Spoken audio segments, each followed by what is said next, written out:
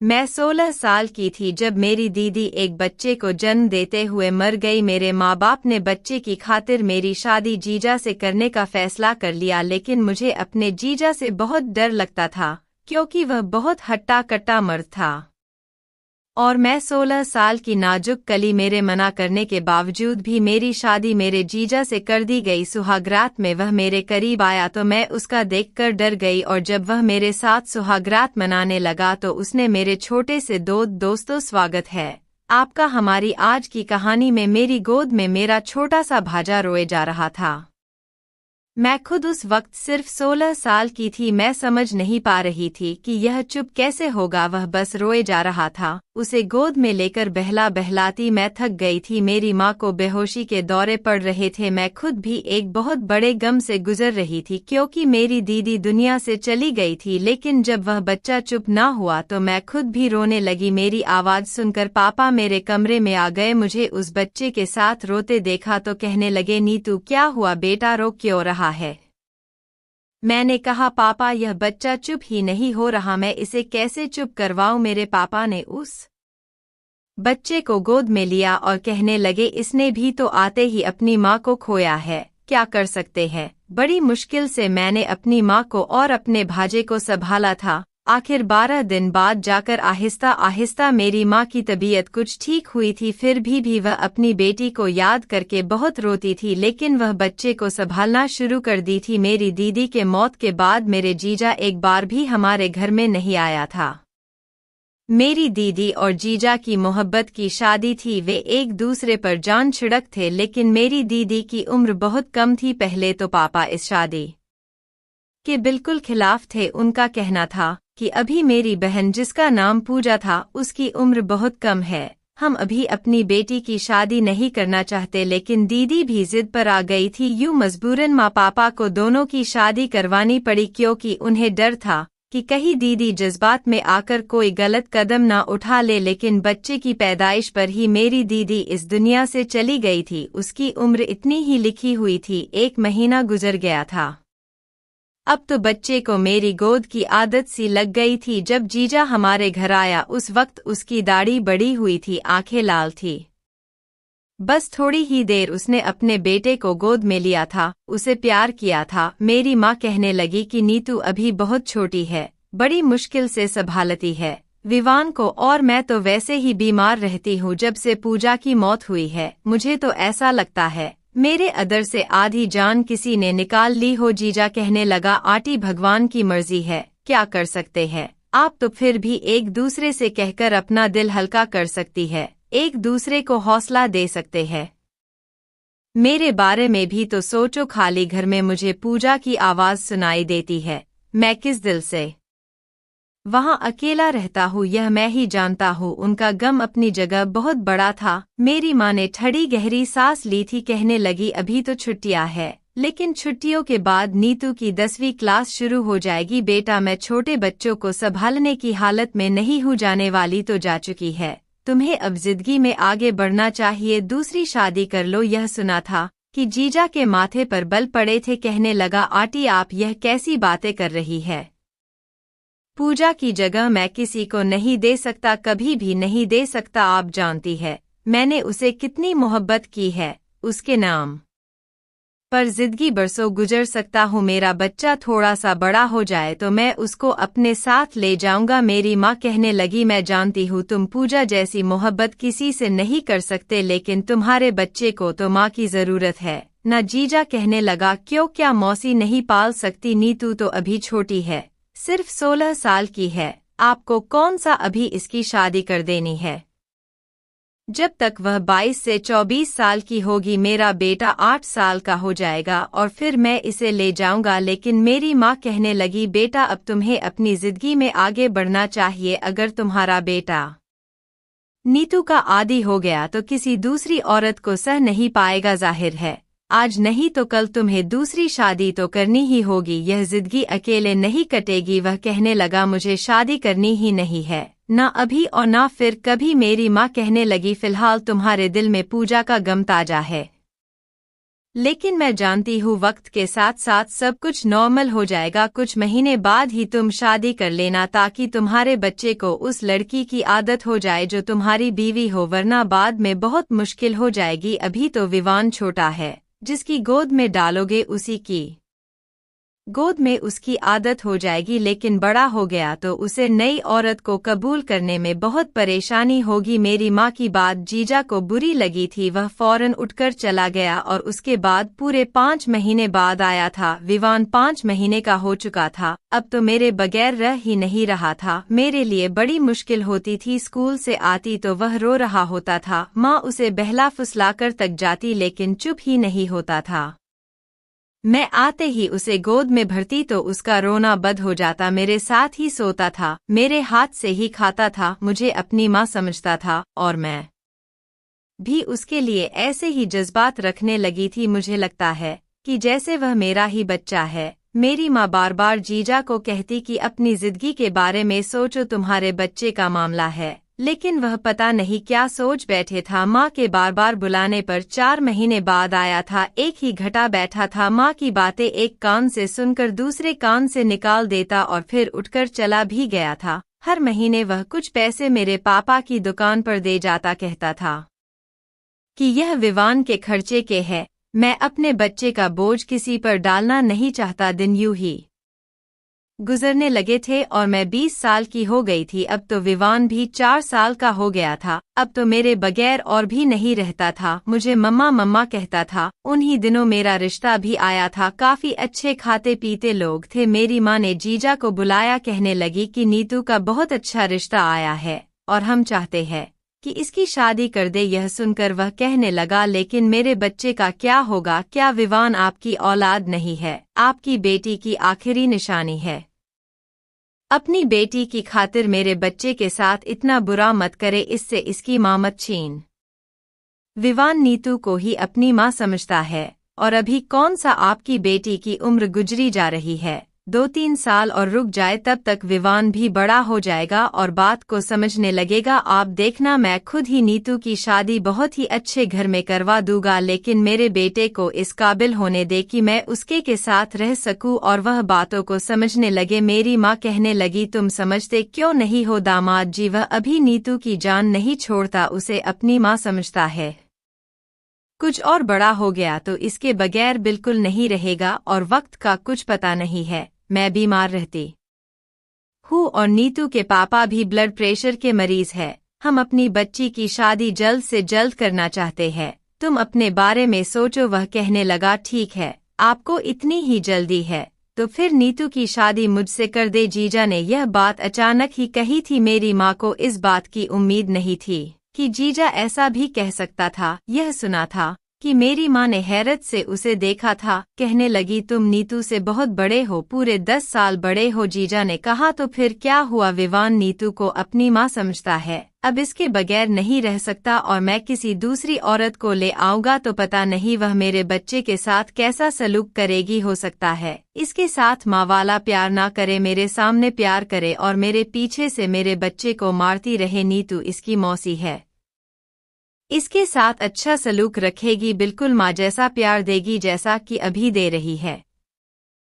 मुझे शादी की कोई ख्वाहिश नहीं है, लेकिन मुझे अपने बच्चे के लिए माँ चाहिए जो नीतू से बढ़कर और कोई हो ही नहीं सकती। मेरी माँ कहने लगी, मैं तुम्हारे ससुर से बात करके देखूंगी। देखो नीतू मेरी एक ही बेटी है, अगर तुम उसे अपनाना चाहते हो तो पूरे दिल से अपनाना। सिर्फ विवान की माँ की है, सियत से नहीं बल्कि अपनी बीवी की है, सियत से भी अपनाओ ताकि मुझे शादी के बाद अपनी बेटी की तरफ से फिक्र ना रहे। यह बात सुनकर जीजा के माथे पर बल पड़े थे, कहने लगा, आपको शिकायत का मौका नहीं मिलेगा। जीजा अच्छे खाते पीते घराने से ताल्लुक रखता था, देखने में भी खूबसूरत नौजवान था, उम्र 30 साल थी। कोई भी लड़की उसको देख अपना दिल उस पर हार सकती थी, लेकिन मेरे दिल में उनके लिए ऐसे कोई जज्बात नहीं थे। होते भी कैसे, मैं तो उसे हमेशा अपने भाई की नज़र से ही देखा था, उसके घर में किसी भी चीज़ की कोई कमी नहीं थी। जब यह बात मेरे पापा को पता चली तो कुछ सोच समझकर उन्होंने भी हाँ कर दी थी, क्योंकि वह उम्र में मुझसे काफ़ी बड़ा तो था,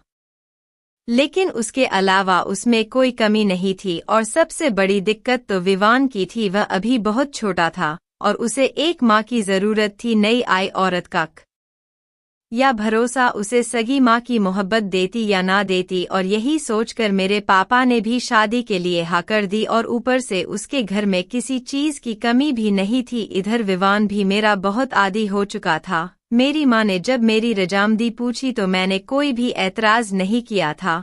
जीजा में ऐसी कोई कमी भी नहीं थी जिस बात पर मैं तराज करती, बल्कि मेरे लिए खुशी की बात थी कि अब मैं विवान की देखभाल आराम से कर सकूंगी, क्योंकि विवान से मुझे बड़ा ही लगाव हो गया था।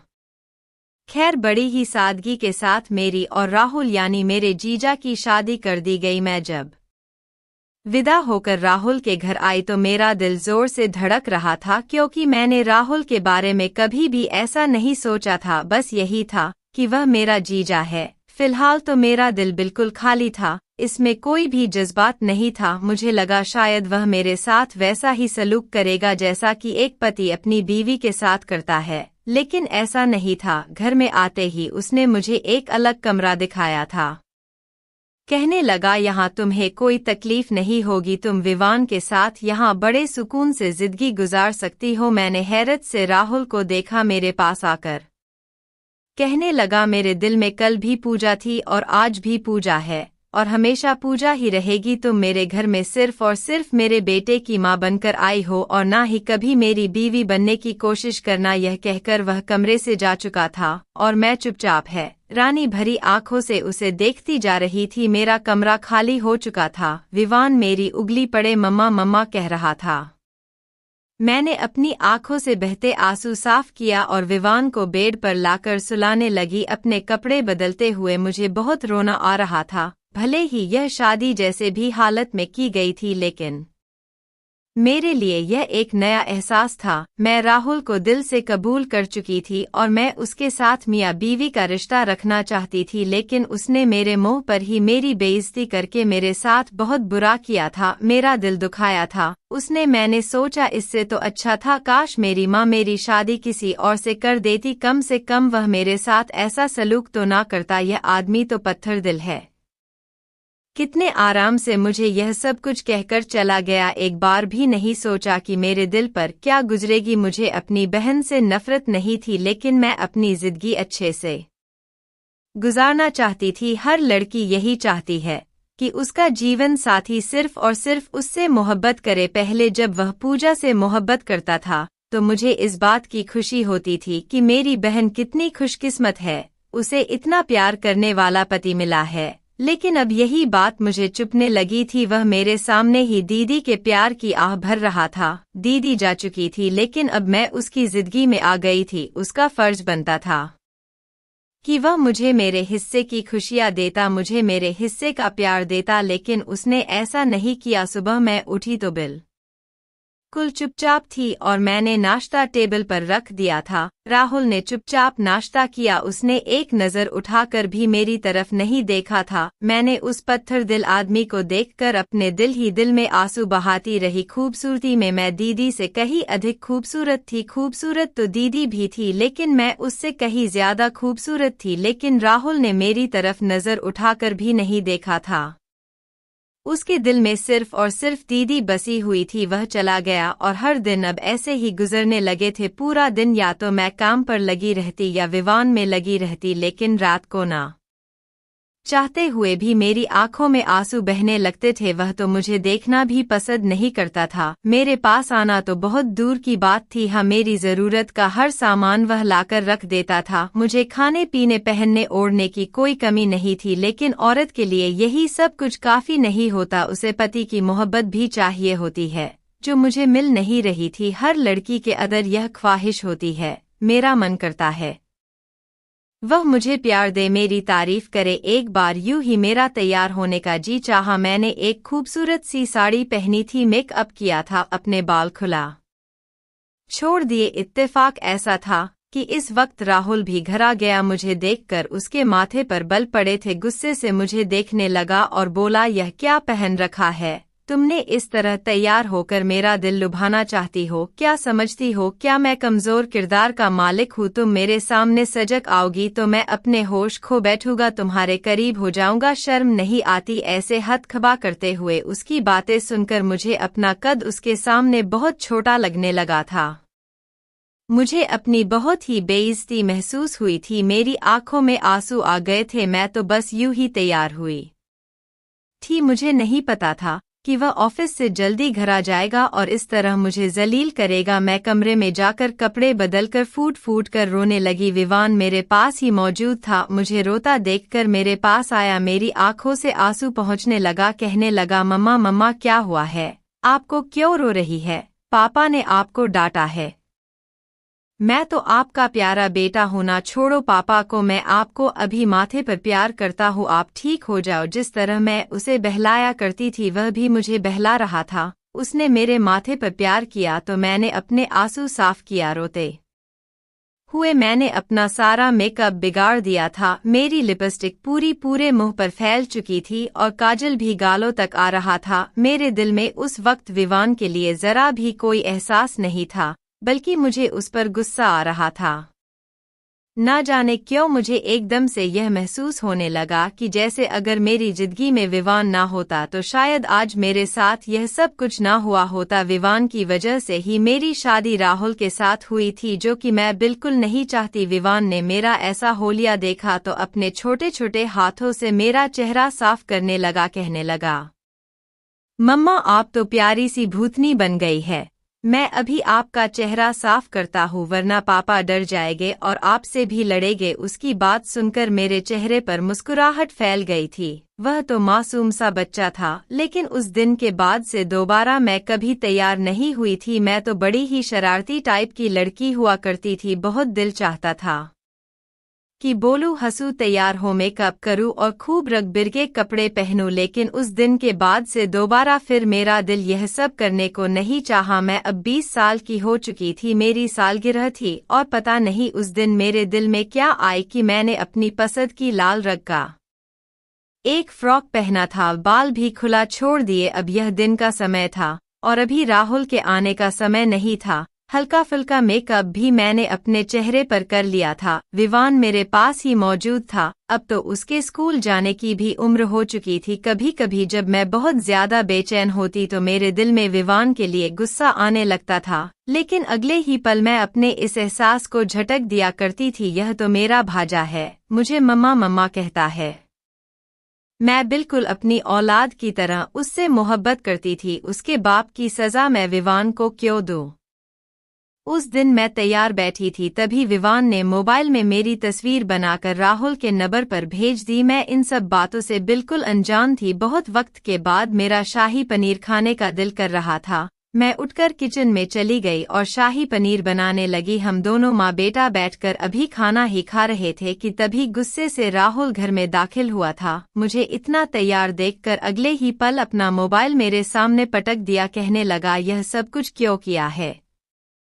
तुम्हें शर्म नहीं आती? मैं वहाँ मीटिंग में बिजी हूँ और तुम मुझे बार बार अपनी तस्वीर भेज रही हो।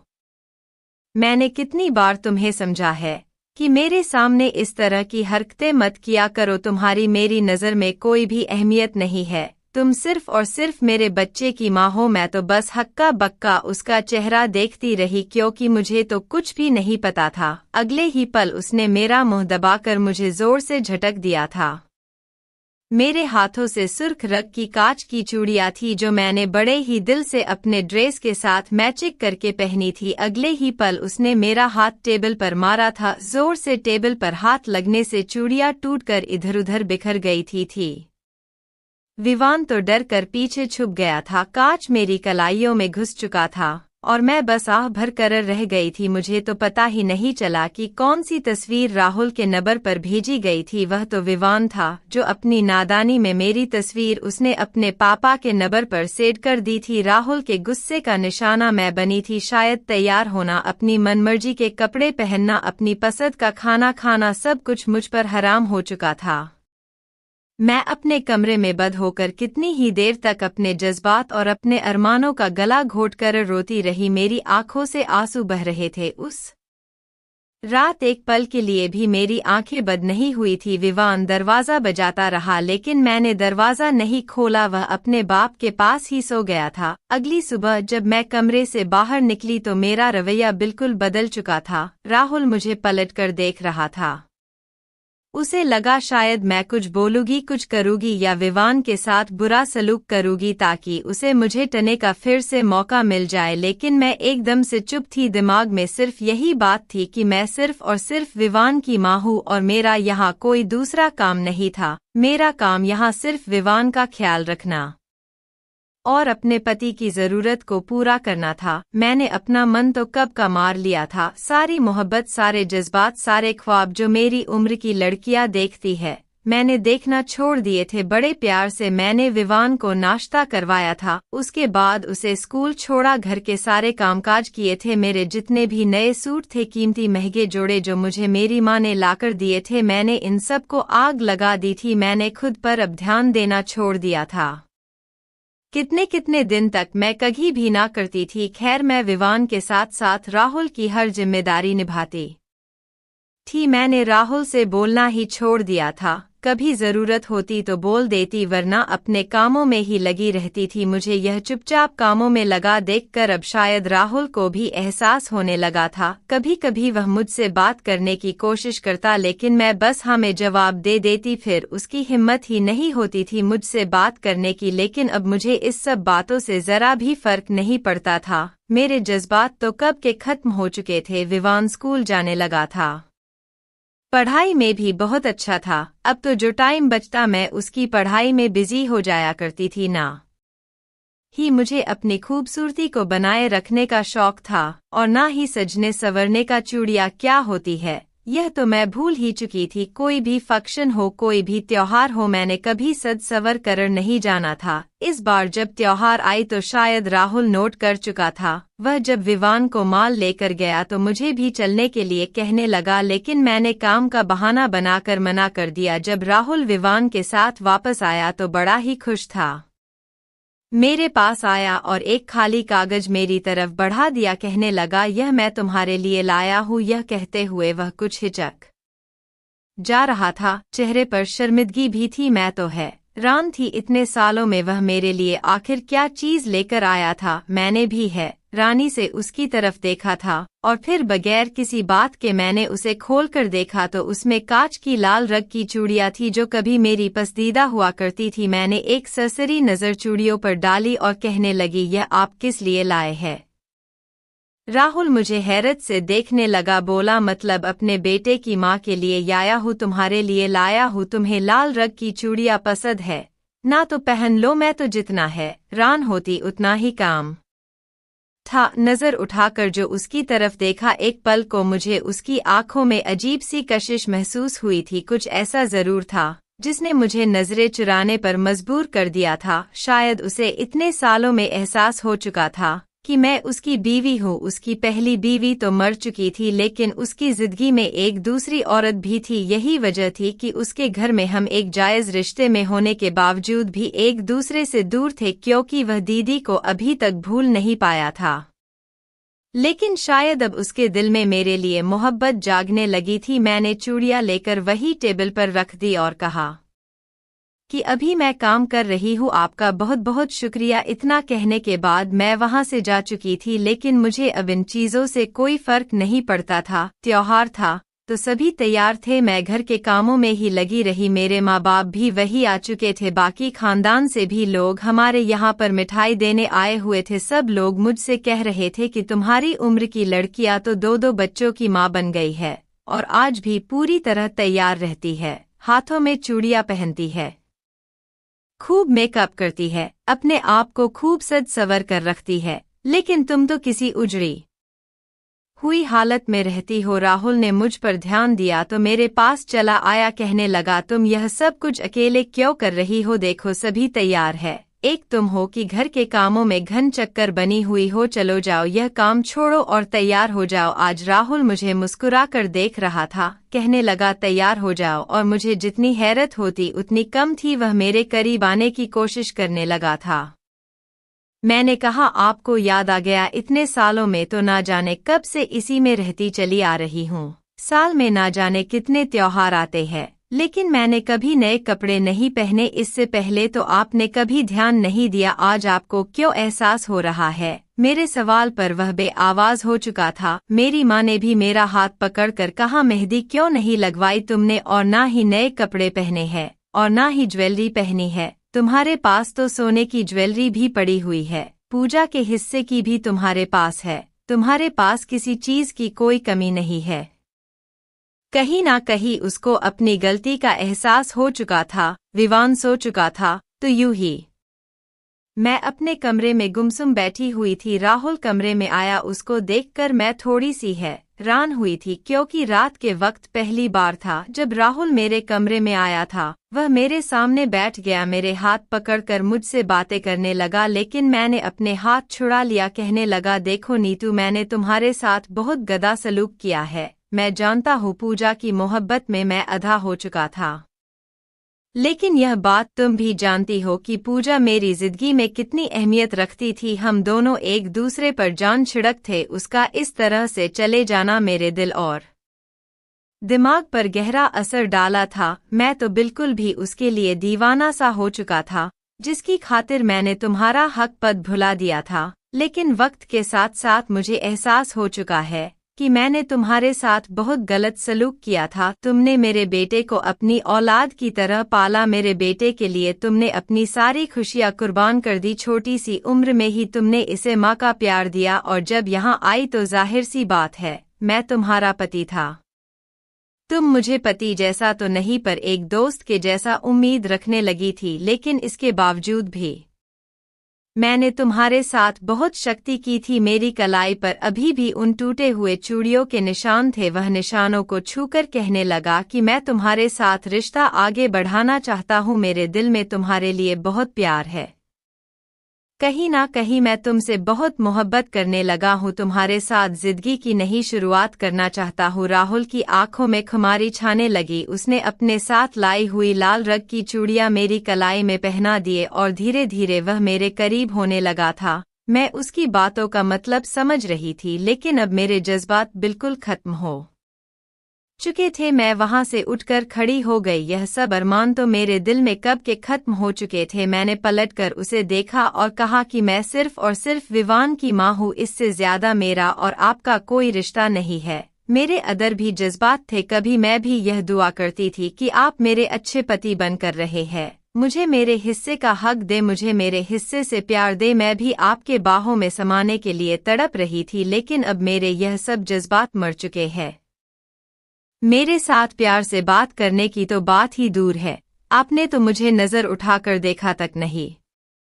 कितना मेरे दिल में चलता था कि आप मेरी तारीफ करें, मेरे लिए तोहफे लेकर आए, मुझे बाहर घुमाने ले जाए, मेरा ख्याल रखे। मेरे हर मुश्किल वक्त में आप मेरे साथ खड़े रहे, लेकिन आपने ऐसा बिल्कुल नहीं किया। हर बार आपने मुझे जलील ही किया। मुझे हर वक्त यह बताया कि मैं दूसरी हूँ, सिर्फ और सिर्फ मैं विवान की माँ हूँ। अब जब सब जज्बात राख हो चुके हैं, तो आप मुझे सुहाने ख्वाब दिखा रहे हैं, मुझे समझाना चाहते हैं कि मैं आपके साथ नई जिंदगी की शुरुआत करूं। तो देखिए, अगर आपके अंदर जज्बात जाग रहे हैं, तो अगर आप अपने अंदर के जज्बात को ठंडा करना चाहते हैं, तो बेहतर है कि जाए और दूसरी औरत से शादी कर ले जो आपकी जरूरत को पूरा कर सके। मैं सिर्फ और सिर्फ विवान की माँ हूँ, इसके अलावा और कुछ भी नहीं। मेरे तरफ से आपको खुली आज़ादी है, आप तीसरी शादी कर सकते हैं। इतना कहने के बाद मैं कमरे से निकलकर बालकनी में चली गई थी। कुछ देर बाद राहुल भी मेरे कमरे से जा चुका था। मैं वही बालकनी में खड़ी कितनी ही देर तक अपने आंसू को अपने अंदर उतारती रही। मैं चाहकर भी उसके लिए अपने अंदर जज्बात नहीं बना पा रही थी। औरत जब एक बार अपने दिल के दरवाजे किसी मर्द के लिए बंद कर देती है, तो चाहे जो मर्जी कर ले, उसे कोई खोल नहीं सकता। औरत महरूम नहीं होती। बार बार जलील करने के बाद अगर कोई यह समझता है कि वह उस औरत को फिर से पहले जैसा कर देगा, तो यह उसकी बहुत बड़ी गलतफहमी। ऐसे ही अच्छी अच्छी कहानी सुनने के लिए प्लीज़ हमारे सच्ची हिंदी कहानी चैनल को सब्सक्राइब जरूर करें। धन्यवाद। हेलो दोस्तों, स्वागत है आपका हमारी आज की इस कहानी में। मेरा नाम अजय है और आज मैं आप लोगों को अपनी कहानी सुनाना चाहता हूं। इस कहानी की शुरुआत एक रात से हुई थी। रात बहुत ही ज्यादा तारीख यानी कि सन्नाटा थी। अपने ही घर में था, लेकिन मुझे एक अजीब सी बुआई कहते हैं कि जब आप चीज ईश्वर आपसे ले लेता है तो बदले में बाकी चीजों को बहुत ज्यादा स्ट्रांग बना देता है। अगर मेरी आंखों की बिनाई नहीं थी, लेकिन मेरे बाकी के हिस्से बहुत ज्यादा तेज थे। यह जो बदबू मेरे आसपास फैली हुई थी, इसमें कोई भी मर्द अच्छी तरह पहचान सकता है। मैं भी तुरंत पहचान गया और मेरा खून खोलने लगा। इसके बाद जब मुझे पता चल गया कि यहाँ पर क्या हो रहा है, तो मैंने अपना हाथ उठाकर उन लोगों के लिए बद्दुआ की जो मेरे आसपास मौजूद रहकर मेरी बर्बादी का कम कर रहे था। पर मुझे नहीं पता था कि मेरी बद्दुआ इतनी जल्दी स्वीकार हो जाएगी, क्योंकि मुझे पता चला कि वो दोनों दोस्तों मेरी कहानी बहुत ही ज्यादा दुखदायक है। ईश्वर ने मुझसे आंखें तो छीन ली थी, लेकिन मेरे पास रुपयों पैसों की कोई कमी नहीं थी। मैं जन्म से पैदाइशी अंधा नहीं था, लेकिन जब 6-7 साल का था तो मेरे साथ एक हादसा हो गया, जिसके नतीजे में मेरी आंखों की बिनाई चली गई। मैंने दुनिया को देखा तो जरूर था, मुझे रंगों की पहचान थी, लेकिन उस वक्त देखा था, अब मुझे होश नहीं था। 6-7 साल के बच्चे को इतना क्या पता होता है। समय के साथ जब मैं जवान हुआ तो यही सुनने को मिला कि मुझसे कोई लड़की शादी नहीं करना चाहेगी, क्योंकि मैं अंधा हूं और मेरे जैसे अंधे लड़के से कोई शादी नहीं करती। आजकल की लड़कियां तो इस मर्द में भी नुक्स निकाल लेती हैं, जो हर तरह से ठीक होता है।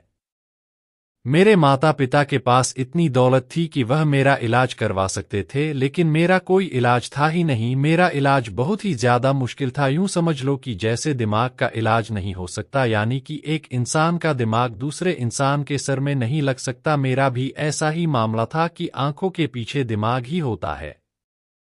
अगर यह ऑपरेशन परफॉर्म किया भी जाता तो मेरी जिंदगी बचने के चांस सिर्फ और सिर्फ 1% थे।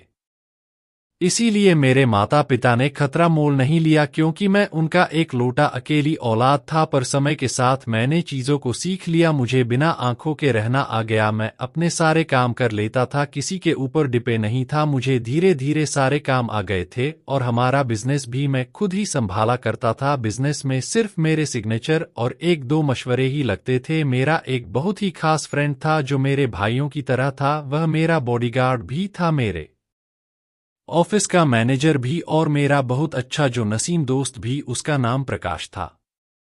तो वही मेरी जगह पर बिजनेस संभाला करता था। मुझे उस पर पूरा भरोसा था। वह एक ऐसा इंसान था जिसको मैं अगर कहता कि मेरे पैर में दर्द हो रहा है तो वह मेरे पैर की मालिश भी कर देता, और अगर मैं उससे कहता कि एक बहुत जरूरी डील साइन करने बाहर के मुल्क जाना है तो वह बाहर के मुल्क जाकर वह डील भी साइन करके आ जाता। आप लोग समझ रहे होंगे कि वह किस तरह का आदमी था, और मेरा उसके साथ रिश्ता बहुत ही ज्यादा खास और खूबसूरत था। वह मुझे हमेशा कहता था कि आपके पास बहुत पैसे हैं, आपको लड़की मिल जाएगी, आप शादी करने का इरादा तो करो।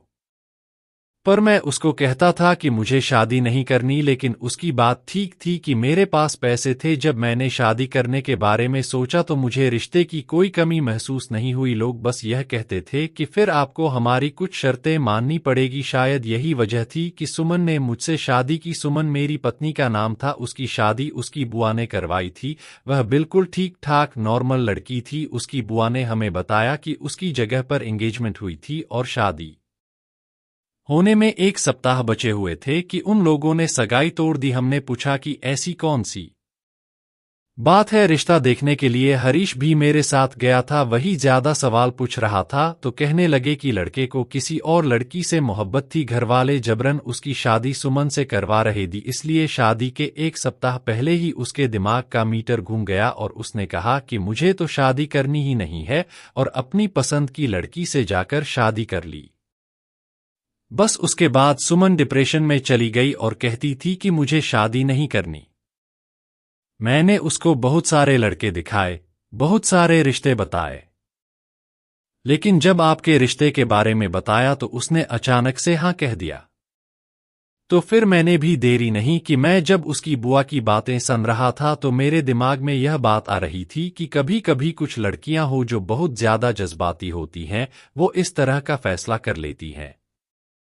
जब उनको किसी जीते जागते सही सलामत अच्छे खासे मर्द से धोखा मिलता है तो फिर वह किसी ऐसे मर्द से शादी करने के लिए तैयार हो जाती है जिसमें अमूमन कोई न कोई कमी होती है। इंसान बहुत ज्यादा अजीब है, यह हम सब जानते हैं। उसकी बुआ ने हमारा रिश्ता करवा दिया और कहा कि ज्यादा धूमधाम नहीं कर सकते, हमें भी कोई धूमधाम नहीं करनी थी। मेरे कौन से रिश्तेदार थे, माँ बाप तो इस दुनिया से पहले ही जा चुके थे। दूर दराज के रिश्तेदार थे जो मेरे साथ आना जाना मेल मिलाप नहीं रखते थे, तो फिर मुझे उन सबको बुलाने की जरूरत नहीं थी।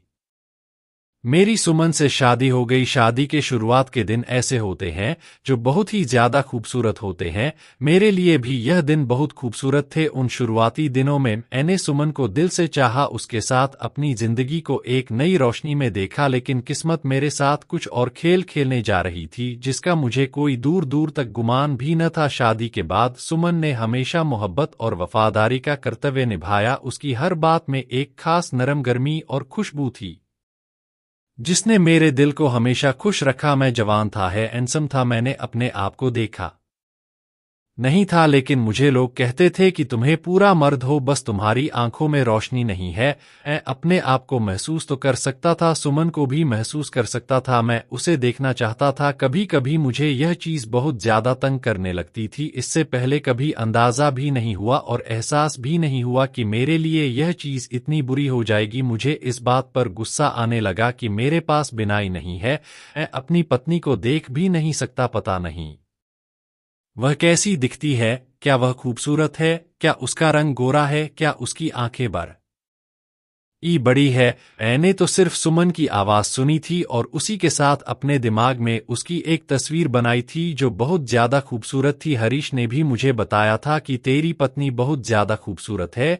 यार तेरी किस्मत बहुत अच्छी है। सुमन भी मेरे साथ अच्छे तरीके से रहती थी, वह मेरी मदद करने की कोशिश करती थी, यह समझकर कि जैसे मुझे कुछ नजर नहीं आता तो मैं उस पर निर्भर हूं। लेकिन धीरे धीरे उसको समझ आ रही थी कि मुझे अपने कम करने के लिए उसकी मदद की जरूरत नहीं है। पर मैंने उसको इतना जरूर कहा था कि इस घर में हर चीज मेरे हिसाब से राखी हुई है, किसी भी चीज की जगह ना बदलना। जो चीज जहां पड़ी है उसे वहीं पड़ी रहने देना। मैंने कदम नापे हुए हैं, मैं उसी तरीके से चलता हूं और अपना काम करता हूं।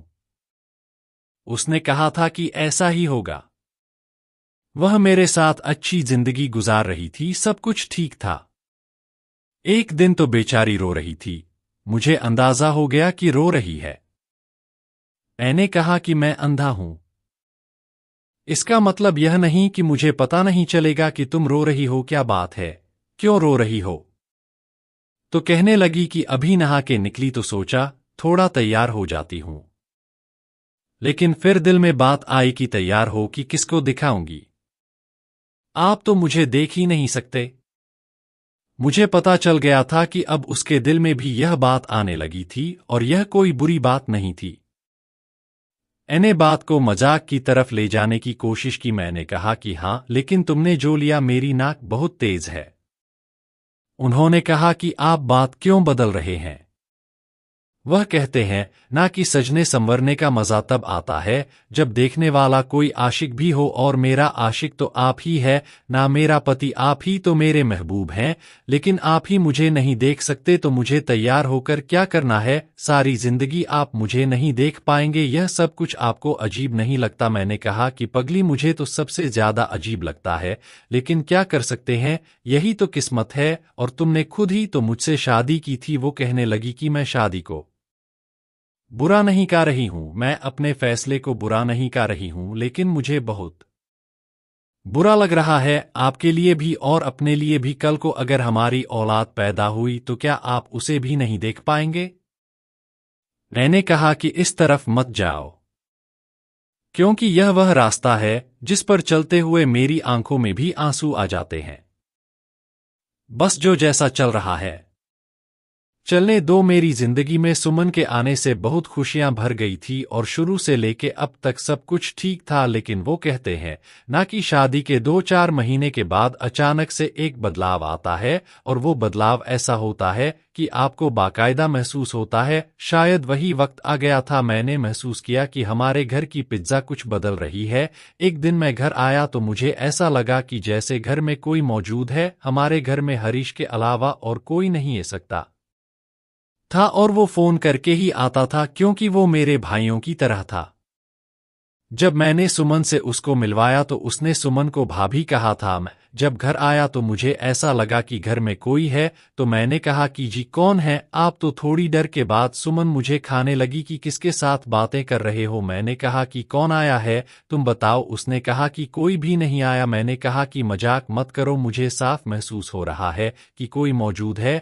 2 पल की खामोशी के बाद सुमन बोली कि कोई भी नहीं है। अब मैं उसको यह तो नहीं कह सकता था कि मैंने अपनी आंखों से देखा है, पर मैंने महसूस किया था। खैर थोड़ी देर के बाद मुझे भी ऐसा लगने लगा कि जैसे कोई नहीं है। हो सकता है यह मेरा वहम हो, पर अब यह तकरीबन हर दूसरे तीसरे दिन होता था। मैं जब 6 साल का था तो मुझसे मेरी आंखों की रोशनी दूर हो गई थी, और अभी मैं 27 साल का हो चुका था। 25 साल तक तो मुझे ऐसे वहम कभी नहीं हुए। फिर अचानक से मुझे यह वहम क्यों होने लगे? मुझे अक्सर ऐसा लगता जैसे घर में कोई और मौजूद है, कोई मर्द जो मेरी नजरों से छिपी है। मगर सुमन हमेशा यह कहती कि मैं वहम का शिकार हूं। वो कहती थी कि अगर घर में कोई है और आपको नजर नहीं आ रहा तो मुझे तो नजर आ रहा है। मैं फिर क्यों झूठ बोलूंगी आपसे? मैंने कहा कि हाँ ये बात भी ठीक है। जब मैंने 1-2 दफा फिर से कहा तो वो कहने लगी कि लगता है इस घर में कोई है, लेकिन वो इंसान नहीं है, जो सिर्फ आपको ही महसूस हो रहा है। लेकिन मैं आपको पहले बता दूं कि मुझे ऐसी बातों से बड़ा डर लगता है। अगर ऐसा कुछ हुआ तो मैं यहां से भाग जाऊंगी। सुमन आजकल मुझसे दूर दूर रहती थी। मुझे ऐसा लगा कि शायद अब हमारे इस रिश्ते को संभालने के लिए किसी तीसरे की जरूरत है। मैंने सुमन से बात की कि हम एक बच्चा प्लान करते हैं, लेकिन उसने साफ मना कर दिया। उसने यह नहीं कहा कि मैं अभी मां नहीं बनना चाहती हूं, या अभी मेरी उम्र कम है, या यह वक्त ठीक नहीं है। उसने सीधा कहा कि मैं एक और इंसान को नहीं संभाल सकती। पहले ही मुझे आपको भी संभालना पड़ता है, और घर को भी बच्चा आ जाएगा तो उसकी भी पूरी तरह से जिम्मेदारी मेरी होगी। आप तो मेरी कोई मदद भी नहीं कर पाएंगे। अगर सारा कुछ मुझे ही करना है तो फिर फैसला भी मैं ही करूंगी। देखा जाए तो शायद उसने कुछ गलत नहीं कहा था, लेकिन मेरे दिल पे ये बात लगी। मुझे बहुत बुरा लगा। वो ये बात किसी और तरह से भी तो कह सकती थी। वही बात है कि जब तवायफ को कोई तवायफ कहे तो वो गुस्सा हो जाती है। कुत्ते को कुत्ता कहते हैं तो कुत्ता भौंकने लगता है। मैं अंधा था तो उसने मुझे अंधा ही कहना था, लेकिन मुझे फिर भी बहुत बुरा लग गया। एक अंधा आदमी होने के बावजूद मेरे दिल और लाचार तबीयत ने सुमन के बदलते रवैये को महसूस किया। जब भी मैं उससे पूछता वह मुस्कुराकर कहती, आप तो हमेशा ही ऐसा सोचते हैं, घर में कोई नहीं है। लेकिन दिल का शक आसानी से खत्म नहीं होता। मैं जानता था कि कुछ ना कुछ जरूर मुझसे छुपाया जा रहा है। मैं अपने ऑफिस से वापस घर आया और मैंने ड्राइवर रखा हुआ था। गाड़ी ड्राइवर चलाता था। मेरे हाथ में एक छड़ ये होती थी जो मैंने बाहर के मुल्क से मंगवाई थी, और इसमें काफी सारे फंक्शन थे। मैं इससे चीजें भी उठा सकता था, और इसमें एक सेंसर भी लगा हुआ था कि अगर सामने कोई खड़ा होता तो इसका सायरन बजने लगता। यहां तक कि यह भी पता चल जाता था कि जो चीज सामने पड़ी है वह किस चीज की है। मेरा तरीका था और मेरी आदत थी कि मैं जब ऑफिस से घर आता तो चाबी के साथ दरवाजा खोल लेता था। हमारे घर के लॉक इसी तरह के थे, और लॉन्च में पड़े हुए सोफे पर आकर बैठ जाता था।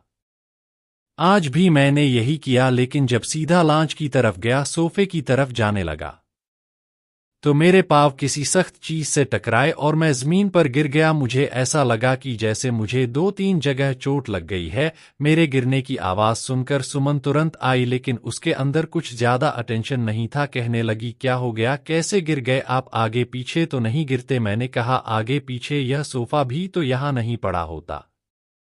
इसको लाउंज के बीच में किसने रखा? यह तो दीवार के साथ पड़ा होता है।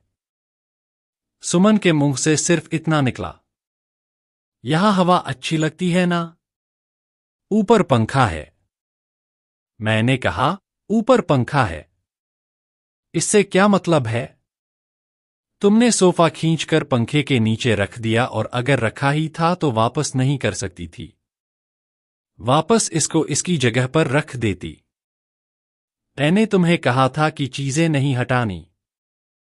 मेरे लिए मुश्किल होगी। अब देखो मैं गिर गया हूं। मेरे घुटने में भी दर्द महसूस हो रहा है और बाजू में भी। उसने ये नहीं कहा कि मैं दवाई लगा देती हूं या कोई मरहम लगा देती हूं। कहने लगी, अच्छा ठीक है रख देती हूं वापस सोफे को, और वो सोफे को घसीटकर वापस रखने लगी। मैंने कहा छोड़ो, नौकर से कह दो। कहने लगी नहीं, नौकर छुट्टी पर चला गया है। मैंने कहा किसने दी इसको छुट्टी? तो कहने लगी मैंने छुट्टी दी है। कह रहा था मेरी अम्मा बीमार है, 8 दिन की छुट्टी लेकर गया है। मैंने कहा फिर काम कौन करेगा?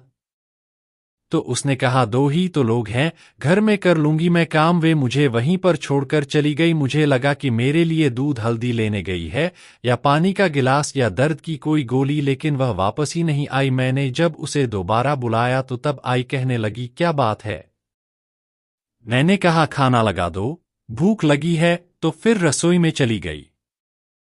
रात हुई तो मैंने उससे बात करने का सोचा। मैंने कहा क्या बात है, मुझसे नाराज हो? मेरी कोई बात बुरी लग गई है जो आजकल मुझसे दूर दूर रह रही हो? तो कहने लगी नहीं, बस यह सोच रही थी कि इंसान कभी कभी अपने पाव पे खुद ही कुल्हाड़ी मार लेता है। मैंने कहा क्या मतलब?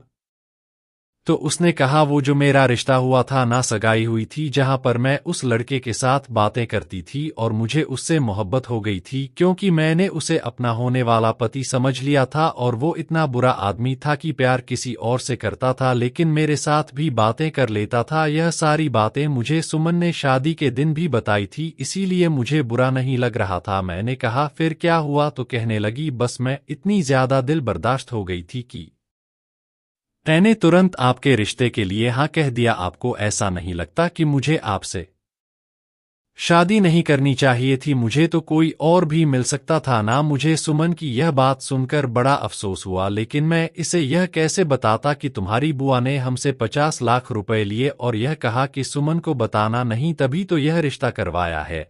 इन्हें इससे कह दिया कि 50 लाख के पीछे तुमने यह रिश्ता किया है तो इससे बुरा लग जाता, इसीलिए मैंने यह बात नहीं की। यही बात जब हुई थी तो हरीश भी वहां पर मौजूद था। सुमन की बुआ ने कहा था कि 50 लाख रुपए आपको मुझे देने होंगे, तभी मैं लड़की को मनाऊंगी, और हमारे लिए 50 लाख इतने ज्यादा नहीं था, इसलिए हमने कह दिया था कि ठीक है। उसका कहना था कि सुमन नौकरी करती थी तो यह घर चलता था, अब इसकी शादी हो जाएगी तो फिर यह घर किस तरह से चलेगा, इसलिए पैसों की जरूरत है। सुमन अपनी किस्मत को कोस रही थी और किस्मत को कोसने का मतलब मुझे कोसना ही था। बातें करती करती सो गई। आजकल भी मुझसे बहुत दूर रहती थी, मेरे साथ अपना खानदान भी शुरू नहीं करना चाहती थी, अपनी किस्मत को बुरा कहती थी। मेरे लिए इसके दिल में वह पहले वाला प्यार और मोहब्बत नहीं था। पहले तो मैंने सोचा कि शायद मैं ही गलत हूं, शायद मेरा वहम है, लेकिन जिस तरह सुमन का रवैया बदलता जा रहा था मेरा दिल कहता था कि मामला कुछ और है। मैं जानता था कि मेरे दिल में जो शक पैदा हो रहा था वह बेबुनियाद नहीं था। सुमन की बातों में वह पहली जैसी मोहब्बत और गर्मजोशी नहीं रही थी। उसकी आवाज में कभी कभी अजीब सी बेचैनी महसूस होती थी, जैसे वह किसी बात को छुपाने की कोशिश कर रही हो, मगर मैं खामोश था। दिल में एक खौफ छुपा हुआ था कि अगर मैंने सुमन पर सीधा इल्जाम लगाया तो शायद वो मुझसे और दूर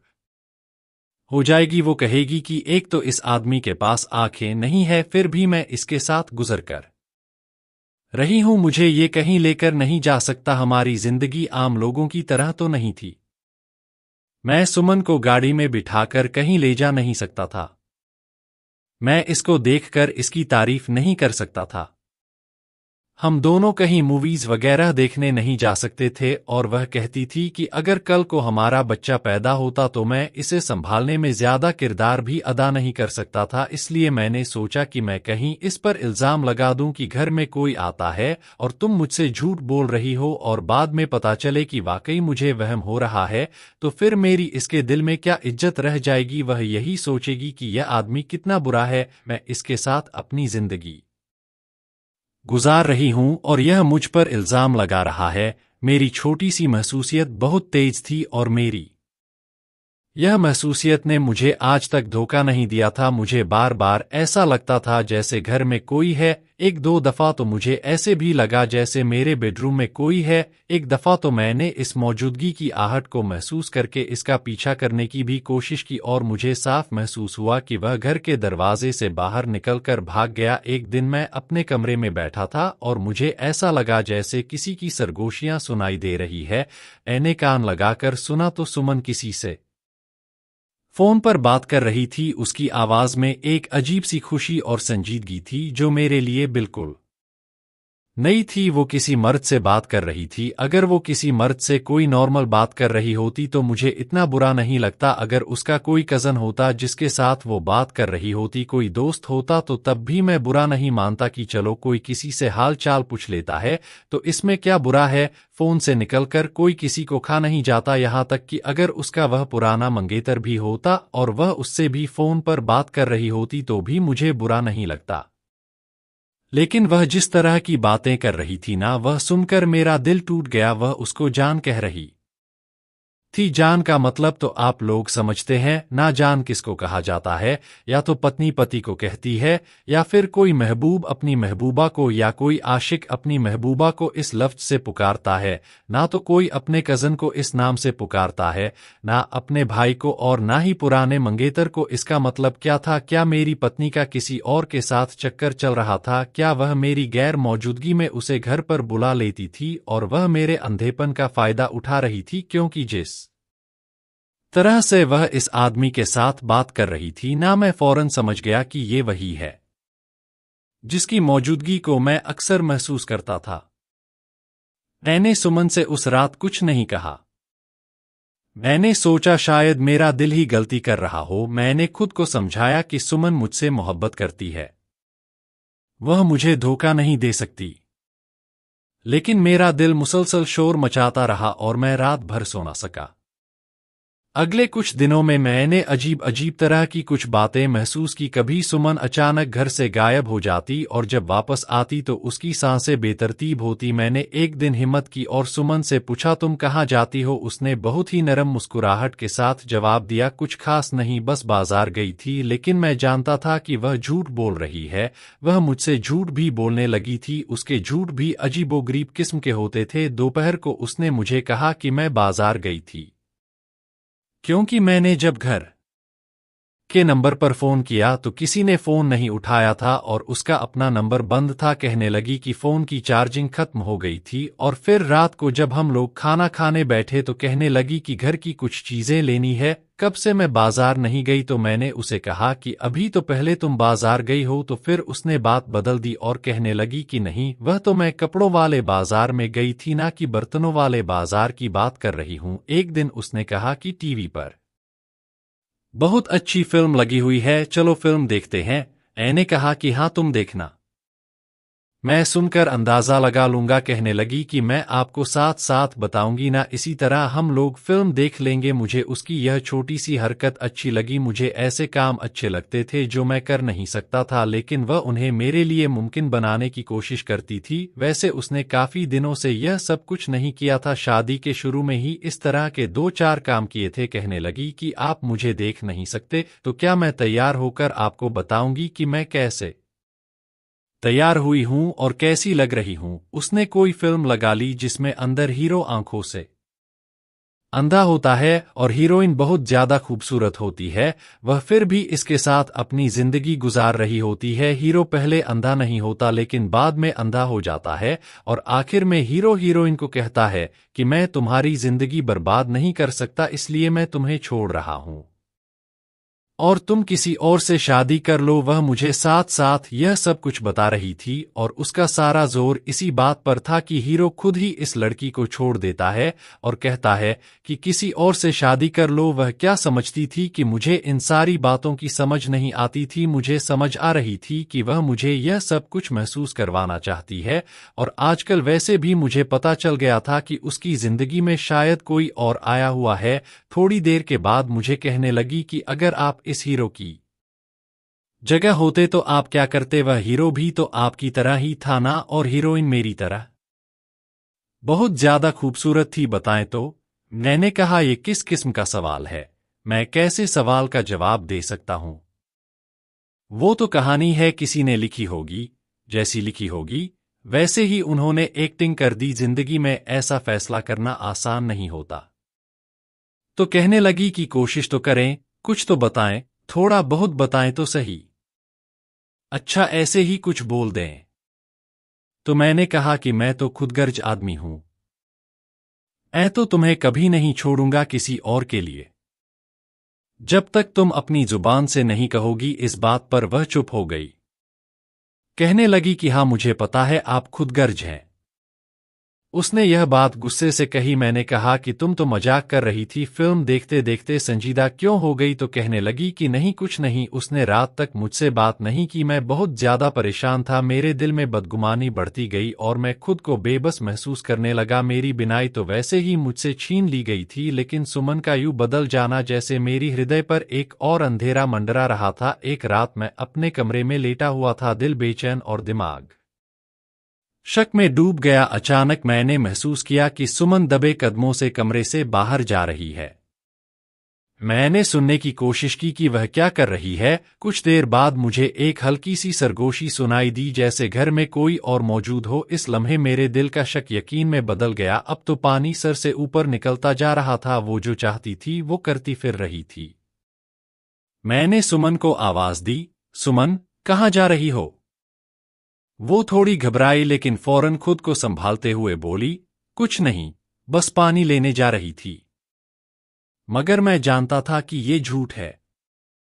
उसके लहजे की बेचैनी ने मुझे सब कुछ समझा दिया। मैंने कोई सवाल नहीं किया, बस दिल ही दिल में अपने आप को संभालने की कोशिश की। अगले दिन मैंने सुमन का पीछा करने का फैसला किया। मैं तो अंधा था, लेकिन मेरे कान और दिल देखने वालों से कहीं ज्यादा तेज हो चुके थे। मैंने उसकी बातों को गौर से सुनना शुरू किया, उसके कदमों की आहट को महसूस किया, और यूं मैं उसके सारे राज जाने लगा। एक दिन जब मैं घर में अकेला था, तो मैंने सुमन को घर के किसी कोने में किसी से बात करते सुना। उसकी आवाज में एक अजीब सी मोहब्बत और शरारत थी, जो मेरे दिल में चुभन की तरह महसूस हुई। उस दिन मैंने फैसला कर लिया कि अब खामोश रहना बिल्कुल उचित नहीं। मेरे दिल में बहुत सारे सवाल इकट्ठे हो गए थे, जिनका जवाब भी मेरे पास ही था, लेकिन अब मुझे आगे क्या करना था यह सोचना था। मुझे किसी न किसी के मशवरे की सख्त जरूरत थी। मैंने सोचा कि यह बात हरीश से करता हूं, आखिर वह मेरा भाई था। लेकिन मैंने इससे कभी सुमन की कोई बात नहीं की थी, क्योंकि मैं उन लोगों में से नहीं था जो अपने दोस्त फ्रेंड्स के साथ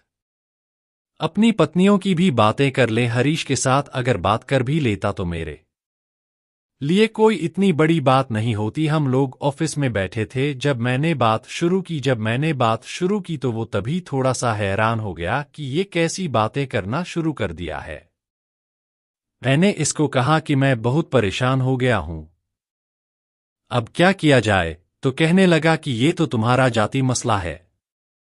मुझे नहीं पता था कि वह इतनी जल्दी यह मामला खत्म कर देगा। मैंने कहा कि है, लेकिन मुझे मदद की जरूरत है। तो उसने कहा कि मैं कैसे मदद करूं? मैंने कहा कि तुम किसी दिन मेरे घर आओ, मेरे दिमाग में एक प्लान है। मैं चाहता हूं कि तुम मेरा साथ दो, मेरे घर आओ और घर के किसी कोने में छुप जाओ। तुम घर पर मौजूद हो, इस बारे में सुमन को भी पता ना हो, सिर्फ मुझे पता हो, और तुम मुझे किसी तरह से देखकर बताओ कि घर में कौन आता है, क्योंकि वह जो भी है मेरी गैर मौजूदगी में ही आता है। लेकिन अगर मैं घर पर आ भी जाऊं तो मैं इसे महसूस कर लेता हूं, और वह उसके बाद बड़े आराम से निकल जाता है। उसने कहा कि ठीक है, जिस तरह से तू कह रहा है मैं कर लूंगा, लेकिन मेरी एक बात याद रखना कि तेरे जैसे लोगों की जो पत्नियां होती हैं, ना हम सफर होती है, वह इस तरह के मुश्किल में पड़ जाती है। इसलिए तू इसको नहीं छेड़, जो करती है करती रहे। कम से कम तेरी पत्नी बन के तेरी जिंदगी में तो रह रही है, क्योंकि अगर यह हाथ से निकल गई ना तो फिर कोई लड़की नहीं मिलेगी तुझे। मैंने कहा कि तू क्या कहना चाहता है, जरा मुझे विस्तार से बताना। तो उसने कहा कि देख, तेरे अंदर एक बहुत बड़ी कमी है, और सुमन एक पूरा और खूबसूरत लड़की है। अगर वह किसी और के साथ मिलती है, उसने दोस्ती कर रखा है, और तू इस बारे में रिएक्शन देता है, तो झगड़ा हो जाएगा, वो छोड़कर चली जाएगी फिर, और कोई नहीं मिलेगी। मैंने कहा कि मैं अंधा हूं, बेशर्म नहीं हूं। उसने कहा कि अच्छा ठीक है, मैं तेरी बात समझ गया हूं। मैंने उससे कहा कि तुमने यह बात कैसे की? मुझे तो समझ ही नहीं आ रहा कि तुमने यह बात किस लॉजिक के तहत की है। तो कहने लगा कि ऐसे ही आज यार कोई आर्टिकल पढ़ रहा था कि औरतें शादीशुदा होकर भी क्यों बेवफाई कर रही हैं। इसलिए बस उधर की बातें तेरे पर निकाल दी। तू फिक्र मत कर, मैं मदद करूंगा तेरी। मैं घर भी आ गया तो इसी बारे में सोचता रहा कि हरीश ऐसी बात क्यों कर सकता है। खैर एक दिन मैंने इसको बुला लिया और कहा कि घर में छुप जाओ, लेकिन जैसे ही वह घर में आया मैंने कुछ अजीब सा महसूस किया और थोड़ी देर के बाद मैंने ऐसी आवाजें सुनी कि मुझे पता चल गया कि मेरी बर्बादी का जिम्मेदार कौन था, क्योंकि यह हरीश ही था जो मेरी गैर मौजूदगी में घर में आता था और अगर मैं आ भी जाता तो उसे कोई फर्क नहीं पड़ता था। यह हरीश ही था जिसके साथ मेरी पत्नी का चक्कर चल रहा था, क्योंकि जब मैं उसके साथ बैठकर बातें कर रहा था तो उसने एक खास किस्म का परफ्यूम लगाया था। मैंने उसे इस परफ्यूम के बारे में पूछा भी था, उसने कहा था कि बाहर से मंगवाया है। और आज जब यह मेरे घर आया तो मुझे उसी परफ्यूम की खुशबू आ रही थी और यह परफ्यूम मैंने अपनी पत्नी के पास भी महसूस किया था। मैंने उससे भी पूछा था, उसने कहा था आपको कोई खुशबू आ रही है, मैंने तो कोई चीज इस्तेमाल नहीं की। इसका मतलब क्या है यह आप लोग समझ ही गए होंगे, तभी तो मैं कहूं कि हरीश जैसा गैरत करने वाला बंदा मुझे बेशर्मी करने के मशवरे कैसे दे रहा था, क्योंकि वह खुद ही वह इंसान था जिसने मेरे घर में आग लगाया था। यही वह आदमी था जिसने मेरी पत्नी के साथ चक्कर चला रखा था और मुझे यह मशवरा इसलिए दे रहा था कि मैं चुप रहूं। यह सुमन से शादी नहीं करना चाहता था, अगर शादी करना चाहता तो मुझे यह मशवरा देता कि मैं सुमन को तलाक दे दूं और यह उसके साथ शादी कर ले। यह बस सिर्फ टाइम पास कर रहा था, मौके से फायदा उठा रहा था, सुमन को बेवकूफ बना रहा था। जबकि सुमन मेरे रिश्ते से निकलकर उसके साथ शादी करना चाहती थी। तभी उस दिन मुझे वह फिल्म दिखाकर मेरे दिल का हाल जानना चाह रही थी कि मैं क्या सोचता हूं। यह दोनों मिलकर मुझे धोखा दे रहे थे और उस वक्त भी धोखा दे रही थी, बेवफाई कर रही थी वह मेरे साथ। और मुझे पता चल गया था मैं कोई मॉम का पुतला नहीं था, सिर्फ आंखें ही तो नहीं थी मेरे पास। मैंने अपनी मजबूर हाथ उठाया और बद्दुआ की भगवान करे कि तुम लोग जो गुनाह एक अंधे के अंधेपन से फायदा उठाते हुए सरेआम कर रहे हो, वह गुनाह वाकई पूरी दुनिया के सामने आ जाए और तुम लोगों का गुनाह पूरी दुनिया को पता चल जाए। हरीश को मैंने अपनी तरफ से बुलाया था, लेकिन वह क्या कर रहा था वह तो आप लोग समझ ही गए होंगे। जाने से पहले उसने कहा तेरे घर में कोई भी नहीं है यार, तुझे वहम हुआ है। मैंने पूरा दिन गुजार लिया, कोई भी नहीं है। अगर तू कहता है तो मैं फिर आ जाऊंगा। मैंने उससे कहा हाँ फिर आ जाना। लगता है आज वह आदमी आया नहीं, तो उसने कहा हाँ मुझे भी ऐसे ही लगता है, लेकिन मैं फिर आ जाऊंगा, तुझे बिल्कुल भी परेशान होने की जरूरत नहीं है। उस रात सुमन जब वापस आई तो मैंने उसका सामना किया। सुमन मुझे बताओ यह सब क्या हो रहा है। मेरे दिल में गुस्सा और दर्द का तूफान था, लेकिन मैंने खुद को संभाला। सुमन ने पहले तो अनजान बनने की कोशिश की, क्या मतलब आप क्या कह रहे हैं, लेकिन मेरे चेहरे पर वह आत्मविश्वास देखकर उसका झूठ उसके मुंह में ही रह गया। मैंने कहा मुझे सब मालूम हो चुका है, तुम किसी और मर्द के साथ चक्कर चला रही हो और उसे मेरे घर में बुलाती हो। यह सुनकर सुमन के बोलने के लहजे में थोड़ी घबराहट पड़ गई। वह कुछ देर के लिए खामोश रही, फिर बोली आप गलत समझ रहे हैं अजय। लेकिन इस बार उसके लहजे में वह झूठ बोलने का हौसला नहीं था। मैंने इसको यह नहीं कहने वाला था कि मुझे यह पता चल गया है कि वह आदमी हरीश है, लेकिन मेरे अंदर भी तो एक मर्द था, वह मेरी पत्नी थी। क्या यह सब कुछ जानने के बावजूद भी मुंह बंद करके बैठा रहता, सुबह उसके हाथों का बना हुआ नाश्ता कर लेता और सोचता कि बस ठीक है, ट्विंकल में मेरी जुबान से यह बात निकालनी ही थी और निकाल गई। मैंने उस दिन सुमन को श्राप दिया, तुम्हें और तुम्हारे आशिक को ऐसी हाल ही में पकड़ा जाएगा कि दुनिया तुम्हारा तमाशा देखेगी। उस लम्हे सुमन ने मुझे एक नज़र देखी, जैसे उसे मेरी बात पर यकीन न आया हो, लेकिन मेरी श्राप अलग हो चुकी थी। एक रात मैं अपने कमरे में लेटा हुआ था, दिल बेचैन और दिमाग शक में घिरा हुआ। अचानक मैंने महसूस किया कि सुमन दबे पांव कमरे से बाहर जा रही है। मैंने सुनने की कोशिश की कि वह क्या कर रही है। कुछ देर बाद मुझे एक हल्की सी सरगोशी सुनाई दी, जैसे घर में कोई और मौजूद हो। इस लम्हे मेरे दिल का शक यकीन में बदल गया। मैंने सुमन को आवाज दी, सुमन कहाँ जा रही हो? वह थोड़ी घबराई लेकिन फौरन खुद को संभालते हुए बोली, कुछ नहीं, बस पानी लेने जा रही थी। मगर मैं जानता था कि यह झूठ है।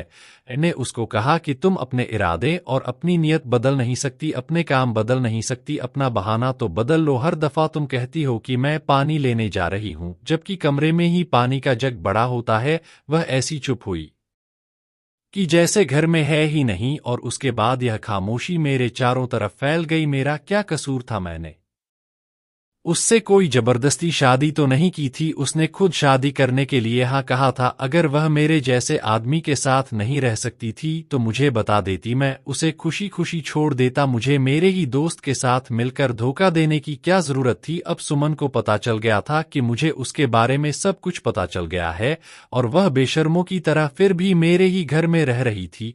मैंने उसे कहा कि यहाँ से चली जाओ, लेकिन उसके पास भी जाने की जगह नहीं थी।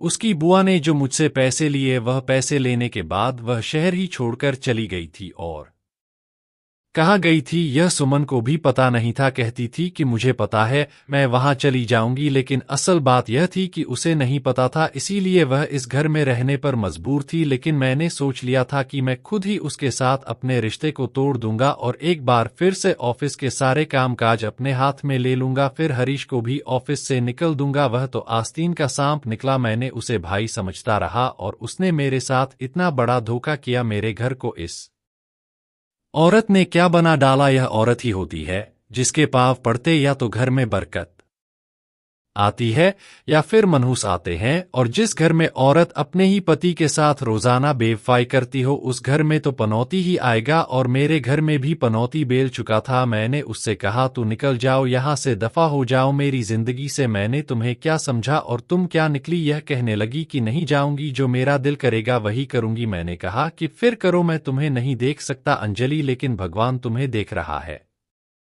उसके बाद सुमन की आवाज ना आई। मैं अपने कमरे में जाकर सो गया। वह मेरे कमरे में नहीं थी।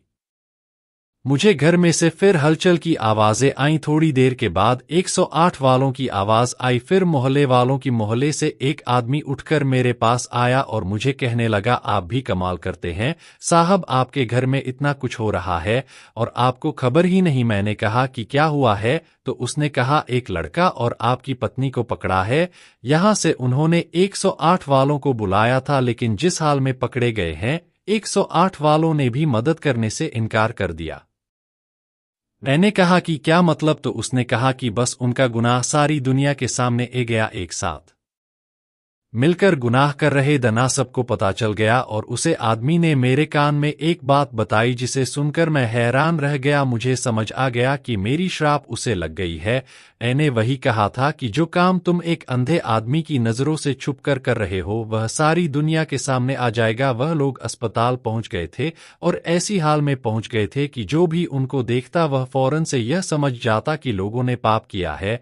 यह दोनों पाप कर रहे थे, और ऐसा क्यों हुआ था इसकी कोई वजह नहीं थी, लेकिन ऐसा ही मामला यहां तक कि उनकी खबर पूरे मोहल्ले, पूरे अस्पताल में फैल गई, आसपास के इलाकों में भी फैल गई। लोग उनकी कहानियां सुना के दूसरों को सिख देने की कोशिश कर रहे थे। मैंने तो सुमन को तलाक दे दी थी। हरीश कहाँ गया, किधर गया, उसका किसी को पता ही नहीं था। लेकिन अच्छा हुआ कि खुद ही कहीं गायब हो गया, वरना मुझे इसे अपने ऑफिस और अपने कामों से निकालना पड़ता। फिर भी मैंने कागजी कार्रवाई की। उसके नाम पर तो कुछ भी नहीं था, वह मेरा मैनेजर ही था, पर वह कहीं गायब हो गया।